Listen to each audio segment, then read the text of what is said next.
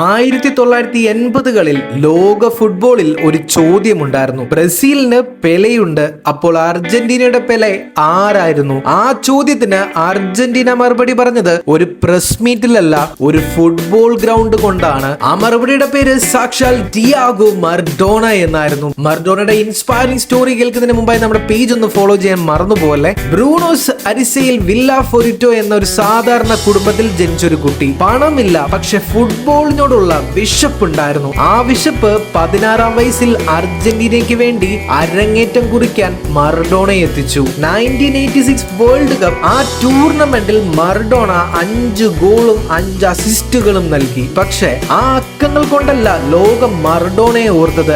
ഇംഗ്ലണ്ടിനെതിരെ 4 മിനിറ്റിനുള്ളിൽ ഫുട്ബോൾ ചരിത്രത്തിൽ ഏറ്റവും വിവാദ ഗോളും ഏറ്റവും മികച്ച ഗോളും ഒരു മനുഷ്യൻ നേടി. ആ ലോകകപ്പിന്റെ അവസാനം കപ്പുയർത്തിയത് അർജന്റീനയായിരുന്നു. എന്നാൽ ആ രാജ്യത്തെ പിന്നെ അങ്ങോട്ട് ലോക ഭൂപടത്തിൽ ഉയർത്തി കാണിച്ചത് സാക്ഷാൽ മറഡോണയായിരുന്നു. തന്റെ കരിയറിൽ ബോക്കോ ജൂനിയേഴ്സ്, ബാർസലോണ, നപ്പോളി എവിടെ പോയാലും ക്ലബ്ബുകൾക്ക് ട്രോഫികൾ മാത്രം ലഭിച്ചു. അതുകൊണ്ടാണ് ഇന്ന് അവിടെ മറഡോണ വെറും ഒരു പ്ലെയർ മാത്രമല്ല, അവരുടെ ഒരു വിശ്വാസം കൂടിയാണ്. ഫുട്ബോളിൽ ചിലർ കളിക്കും, ചിലർ ജയിക്കും, പക്ഷെ വളരെ അപൂർവമായി ഒരു പ്ലെയർ ഒരു രാജ്യത്തിന്റെ ഐഡന്റിറ്റിയായി മാറും. അർജന്റീനയ്ക്ക് ആ തിരിച്ചറിയലിന്റെ പേര് നൽകിയത് സാക്ഷാൽ ഡിയാഗോ മറഡോണയായിരുന്നു.